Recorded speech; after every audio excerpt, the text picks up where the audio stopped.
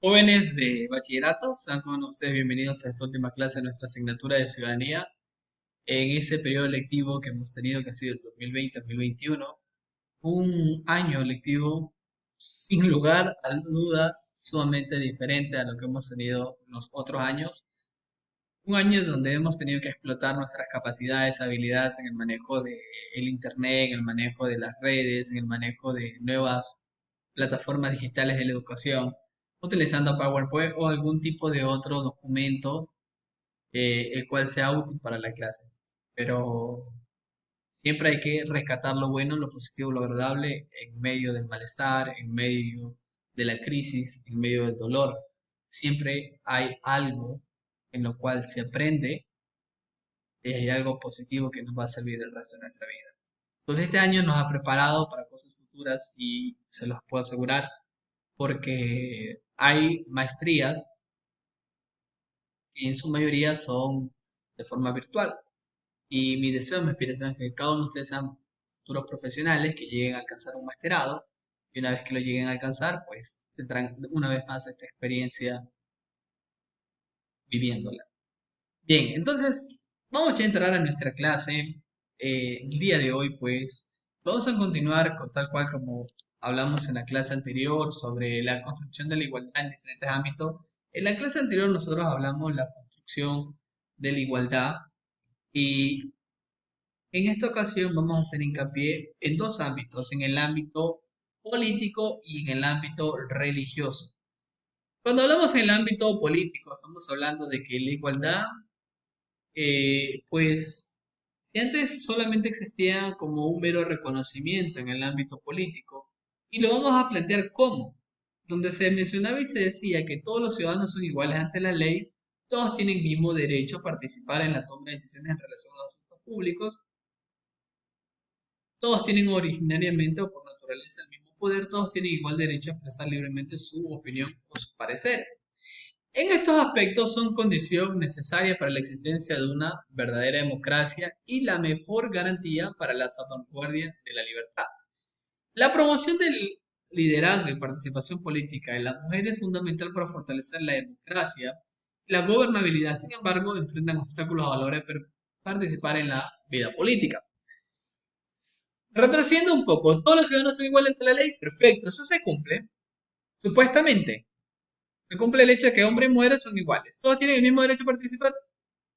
También se dice, pero aún así hay trabas, jóvenes, y ustedes saben que hay en el sistema político, en el ámbito político, existen ciertas restricciones para el sexo femenino.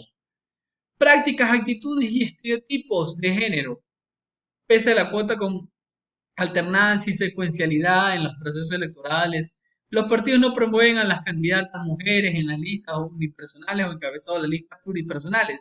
Si nosotros hacemos un análisis de la papeleta de votación que tuvimos para candidatos presidenciales ahora, corrígeme si estoy equivocado, el 7 de febrero, en esa elección candidato presidencial había una sola mujer postulada para ser presidenta.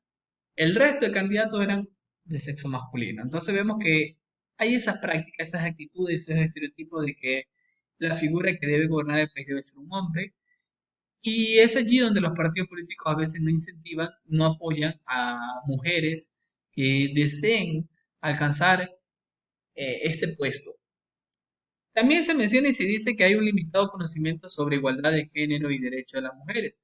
Muchas mujeres políticas, al igual que sus pares hombres, promueven sus agendas partidistas con una visión neutra o ciega a la igualdad de género. Eso significa que tanto a veces los hombres como las mujeres en el ámbito político, pese a que se dice que existe una igualdad, aún así existe cierta discriminación hacia cierto grupo, hacia cierto sexo. Ahora, vamos a hablar ahora en cuanto a la igualdad en el ámbito de la religión. Una de las dificultades al momento de abordar este tema que es de una multiplicidad de denominaciones equivalentes a la libertad religiosa, se habla de la libertad de pensamiento, libertad de conciencia, libertad de fe, libertad de creencia, libertad de asociación religiosa, libertad de confesión religiosa, libertad de culto, etcétera.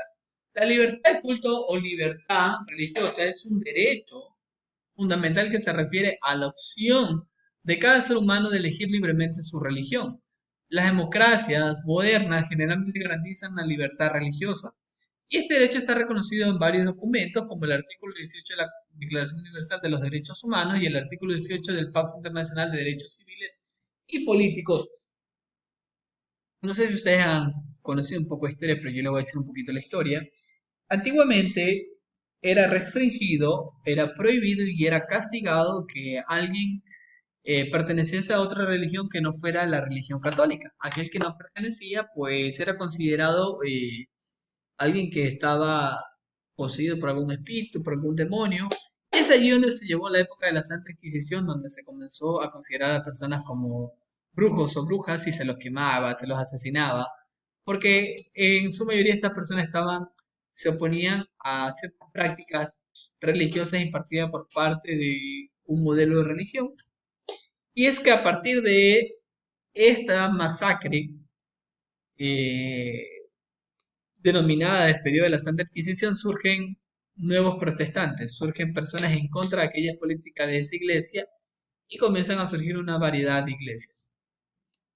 Pero aún así, la Constitución ampara en el artículo 18 que existe la libertad de culto, libertad de que usted pueda adorar a su Dios en el lugar que usted desea, libertad de que usted pueda adorar a su Dios y pueda rendir ofrendas, atributos, sus oraciones sin necesidad de ser castigado o sancionado, porque antes sí se castigaba, pero ahora ya no. Ahora, la igualdad en el ámbito religioso consistiría precisamente en aquello que garantiza el artículo 66, numeral 8 nueva de nuestra Constitución. ¿Qué es eso que garantiza el artículo 66 en el numeral 8?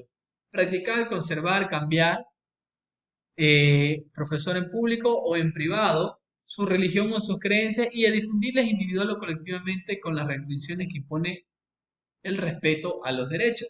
El Estado protegerá la práctica religiosa voluntaria, así como la expresión de quienes no poseen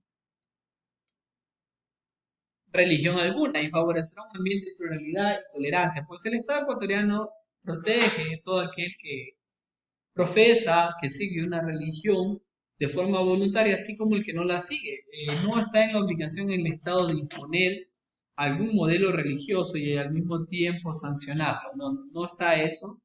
Eso es algo que se lo ha dejado a criterio y libertad de cada individuo de cómo lleva a cabo su creencia.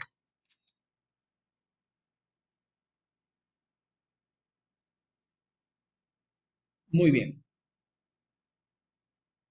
En esto que estamos, a ver, aquí donde dice practicar, conservar, cambiar y profesar en público o en privado. Aquí no es profesor, vamos corrigiendo esos errores. Perdón que me he equivocado aquí. Es profesar en público o en privado. Muy bien, continuamos.